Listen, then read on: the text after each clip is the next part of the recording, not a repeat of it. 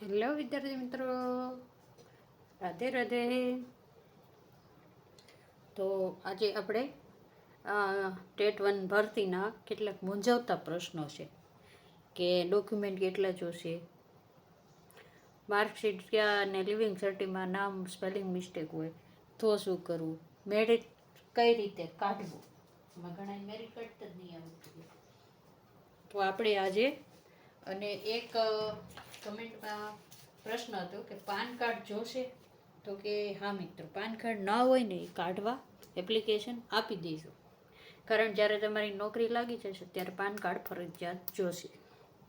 અને ભરતી માટે જાય તો કેટલી કોપી તૈયાર કરવી, કેટલી ફાઇલ બનાવી, ટૂંકમાં ઝેરોક્સ કરવી, ફોર્મ ભર્યું હોય. તો જોઈએ આગળ આપણે.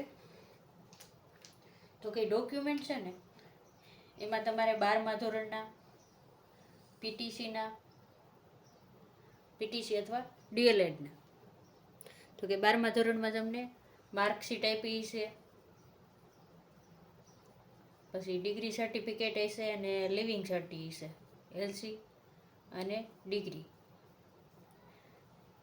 ડિગ્રી તો માગી તો ભલે, બાકી આપણે રિઝલ્ટ ભેગી જ આવી હોય છે પીળા કલરની. અને અહીંયા આવશે ટ્રાયલ સર્ટી, કેટલું જે સ્કૂલવાળાએ કાઢી દીધું હશે આપણને ટ્રાયલ સર્ટિફિકેટ. જે આપણે જે સ્કૂલમાં 12મું ધોરણ ભણ્યા હોય ને ત્યારે આપણને રિઝલ્ટ સાથે એ સ્કૂલના નામ વાળું આપણને ટ્રાયલ સર્ટિફિકેટ આપ્યું હોય કે પહેલી ટ્રાય પાસ થઈ ગયા, બીજી ટ્રાય પાસ થઈ ગયા. એમાં તમારા 12મા ધોરણના સીટ નંબરને બધું મેન્શન કરેલું હોય, બરાબર. પછી એવી જ રીતે પીટીસીનું પૂછશે, તો કે પીટીસીમાં પણ માર્કશીટ 2 વર્ષની જોશે. માર્કશીટ પૂછે તો કઈ આવશે, 1 અને 2 વર્ષની માર્કશીટ, બરાબર. એમાંથી પછી તમે જે અધ્યાપન મંદિર કે જે કોલેજમાં જ કર્યું ને ત્યાંથી તમને સર્ટિફિકેટ કાઢી દીધું હશે કે પહેલી ટ્રાય, બીજી ટ્રાય, એટલે ટ્રાયવાળું ને બધું એક હોય તો ચાલે, નોખું હોય તો ચાલે. અમારે તો ઓલ ઇન વન છે, ફોટાવાળું બધું, એટલે એ સર્ટિફિકેટ હશે એ જોશે. અને તમે ટ્રાયલ સર્ટિફિકેટ કહો કે એનસીઆરટી નહીં પણ કયું કહેવાય, એ સર્ટિફિકેટ ઉપર નામ લખેલું છે કે સંસ્થા માન્યતા પ્રાપ્ત સંસ્થામાં તમે કરેલું છે એ છે, બરાબર. અને તમે કોલેજ કરી હોય તો કોલેજની માર્કશીટ હશે. માર્કશીટ જો અહીંયા ખાસ ધ્યાન રાખજો, જો તમે કોલેજ કરી છે ને તમારે 5 માર્ક એક્સ્ટ્રા લેવાના છે તો કોલેજમાં 1 થી 6 સેમ, બરાબર, બધા સેમની માર્કશીટ જોશે. એની પીડીએફ ફાઇલ કરીને અપલોડ કરવાની રહેશે જ્યારે ફોર્મ ભરીએ ત્યારે. અને આ 6થા સેમની માર્કશીટ હોય ને એમાં આગળના બધા સેમેસ્ટરના માર્ક આપ્યા હશે. કેટલા આપ્યા હશે માર્ક, ઘણાને એમાં ટકા નહીં કાઢેલો હોય તો આપણે આગળ મેરિટની ગણતરી કરતાં શીખશું ને ત્યારે આગળ જોશું. હવે તો કે ઘણાને માર્કશીટ હોય, લિવિંગ સર્ટિફિકેટ હોય, એમાં સ્પેલિંગ મિસ્ટેક હોય. મારે પણ છે મારા પપ્પાના નામમાં.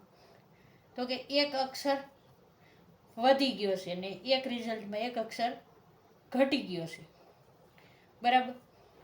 દાખલા તરીકે અહીંયા લખવું હોય તો કે 10 અને 12ની માર્કશીટમાં છે ને, તો કે આવી રીતનું હોય, બરાબર, આ રીતનું નામ હોય. અને પછી કોલેજ આવે ને, કોલેજ અને પીટીસી કે ડીએલએડ જી કયો એ, તો એમાં આમ થઈ ગયું છે. જો અહીંયા એક એચ ઉમેરાઈ ગયો, પણ 99% તો લગભગ કંઈ પ્રોબ્લેમ આવતો નથી. પણ તમારે અગાઉથી એક એફિડેવિટ કરાવી લેવાનું છે 50 અથવા 100ના સ્ટેમ્પ પેપર ઉપર. કેટલા સ્ટેમ્પ પેપર ઉપર? સોગંદનામું શું કહેવાય એને, અથવા એફિડેવિટ. સોગંદનામું કરાવીને તૈયાર રાખવું. એને લગભગ આ સોગંદનામું આજીવન ચાલતું હોય છે, પણ જો વધારે અટકમાં ને કાંઈ હોય ને પ્રોબ્લેમ તો ગેઝેટમાં જાહેરાત પણ આપી દઈને એની કોપી રાખવી, એટલે તમને કોઈ રોકશે નહીં. જો ટાણે ન કરવા જતા. અને એક મેઇન વસ્તુ આપણે લખ્યું છે કે પાન કાર્ડ. જેની પાસે પણ પાન કાર્ડ નથી ને એ લોકો એપ્લિકેશન નાખી દેજો, 15 દિવસમાં પાન કાર્ડ નીકળીને ઘરે આવી જશે. અત્યારે નહીં જોઈ, પણ જ્યારે આપણને નોકરીનો ઓર્ડર મળશે ને ત્યારે પાન કાર્ડ ફરજિયાત જોશે, બરાબર, એટલે ધ્યાનથી સાંભળજો. અને પાન કાર્ડની એપ્લિકેશન ન હોય તો આજે કે કાલે કે ગમે ત્યાં સીએની ઓફિસ હોય ને, એ લોકો તમને ઓનલાઈન એપ્લિકેશન કરી દેશે. ચૂંટણી કાર્ડ લઈને જાજો, ચૂંટણી કાર્ડ અને આધાર કાર્ડ બંને લઈને જશો એટલે પાન કાર્ડ તરત નીકળી જશે. બરાબર, 300-350 જેટલી ફી લેશે. હવે જોઈએ કે મેરિટની તો આપણે આગળ જોઈએ આગળ કઈ રીતે ગણતરી આવશે. ડોક્યુમેન્ટની કેટલી કોપી કરવી, તો કે 3 થી 4 કોપી રાખવી. કેટલી? 3 થી 4 કોપી.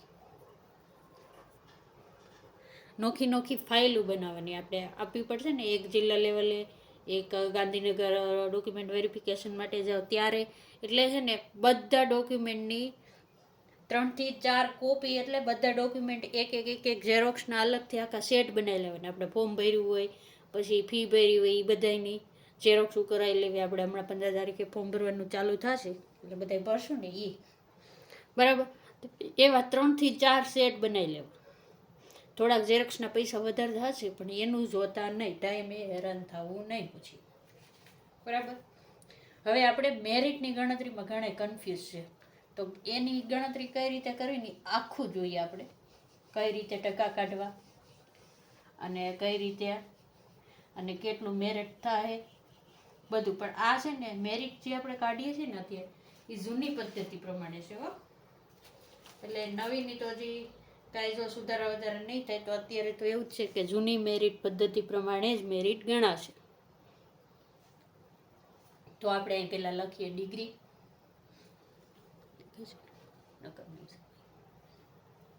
અહીંયા લખીએ ડિગ્રી, પછી લખીએ ગુણ, અહીં લખીએ ટકા.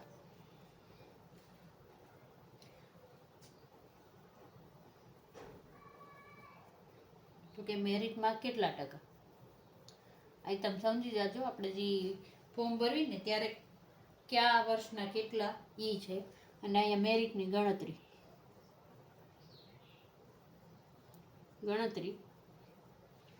અને ચોખ્ખું મેરિટ અથવા ફાઇનલ મેરિટ. ચોખ્ખું મેરિટ બધાને દેખાય છે છેલ્લે લગીને આવી ગયું? હા, બરાબર છે. બરાબર, તો હવે જોઈએ આપણે ટીટી ગણ દેવી.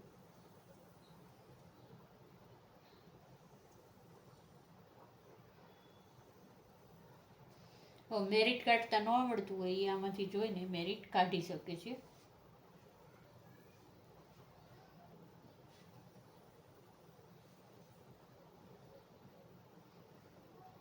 આપણે જોઈએ હવે. ઓકે, પેલા આવશે ધોરણ 12. ધોરણ 12 કયો કે બરાબર, HSC કયો. હવે એમાં છે ને તમારે ધોરણ 12માં કેટલા માર્ક આવ્યા છે એ જોવાનું. કેટલા માર્કમાંથી, જેટલા માર્ક ટોટલ આપ્યા હોય ને એ નીચે લખવાના. તો કે ટોટલ છે ને તમે માર્કશીટ જોવો ને એટલે એમાં ટોટલ માર્ક આપ્યા હોય તો એ નીચે કેટલા લખવાના ટોટલ. લગભગ 12મા ધોરણમાં બધાને 700 માર્કમાંથી જ આવ્યા છે. કેટલામાંથી? 700માંથી. તો અહીંયા હું મારું જ મેરિટ કાઢું છું. તો કે મારે 12મા ધોરણમાં 700માંથી 600 માર્ક છે. કેટલા? 600 માર્ક. અને એના ટકા કાઢવા હોય તેને 100 વડે ગુણી નાખવાના. પણ 12મામાં તો બહુ તકલીફ નહીં આવે, એમાં ટકા કાઢેલા જ હશે. જો કાઢેલા હોય તો ડાયરેક્ટ મૂકી દેવા. તો કેટલા થશે? 85.71. હવે તમને ખબર છે કે આપણે જે ભરતીનું મેરિટ છે ને એમાં 12મા ધોરણના કેટલા ટકા ગણવાના છે? તો કે એમાં ગણવાના છે 20%. કેટલા? 20% ગણવાના છે ને. તો તમારે 20% કાઢવા હોય તો શું કરવાનું? તમને બધાને ટકા કાઢતા આવડે છે. પહેલાં આ લખી દેવાના જેટલા તમારે 12મા ધોરણમાં હોય એટલા. 71 ગુણ્યા કેટલા પૂછ્યા? 20. કોઈ પણ ટકા લખો તો એના છેદમાં કેટલા લખવા પડે? 100. તો હવે તમારે પછી આ ગણતરી મોબાઈલમાં કેલ્ક્યુલેટરમાં કરી લેવાની હો. અહીંયા આપણે છેદ ઉડાડશું ને એવું નહીં કરીએ કારણ તો તમને પછી ખ્યાલ નહીં આવે. એટલા માટે પહેલાં ગુણાકાર કરી નાખવા, પછી ભાગાકાર કરી નાખવાનું. બરાબર, તો અહીંયા કેટલા થશે? 17.115. 42. આ થયા 12મા ધોરણના. કેટલાના થયા? 12મા ધોરણના.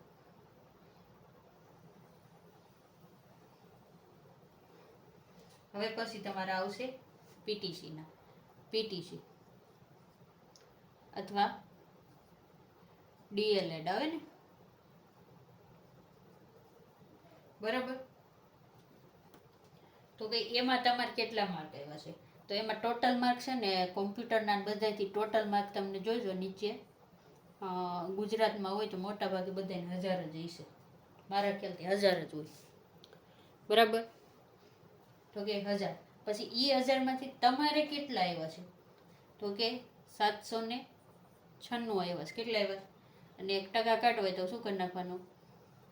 ગુણ્યા 100. તો કેટલા થશે? 79.60. પણ મારા જો તમારે પીટીસીની માર્કશીટ તમે જોઈ હોય તો આ ટકા પણ કાઢેલા જ હશે, એમાં આપેલા જ હશે. તો તમને ખબર છે પીટીસીના કેટલા ટકા ઉમેરવાના છે? 25% છે ને? 25%. તો કેટલા આવશે અહીંયા?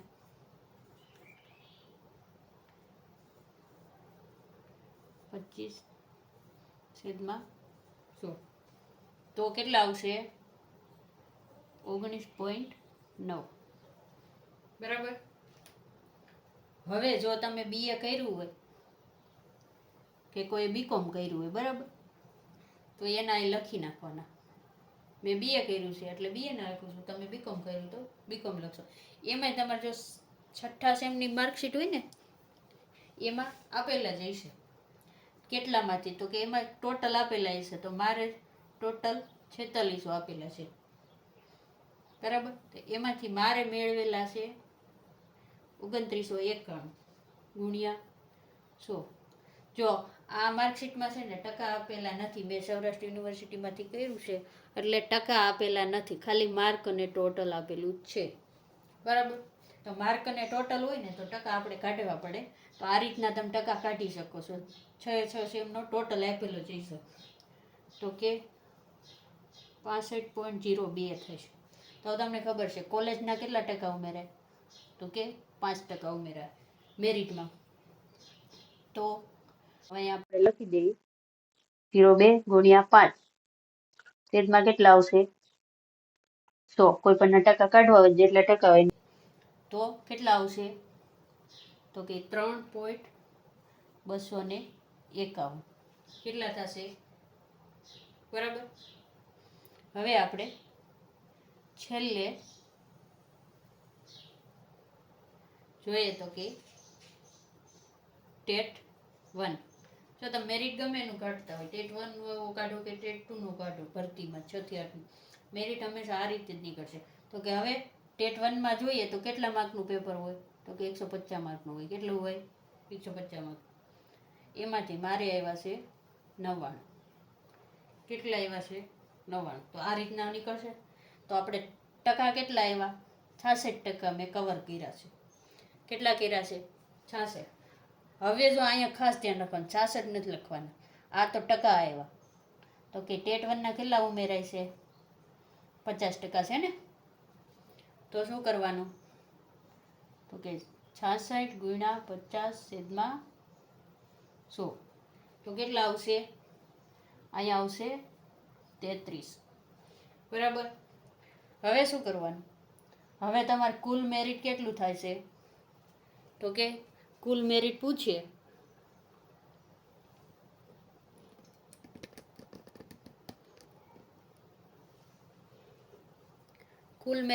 તો શું કરવાનું? આ બધાનો સરવાળો કરી નાખવાનો. તો હવે આપણે અહીં લખી દઈએ છીએ કુલ મેરિટ કેટલું થશે.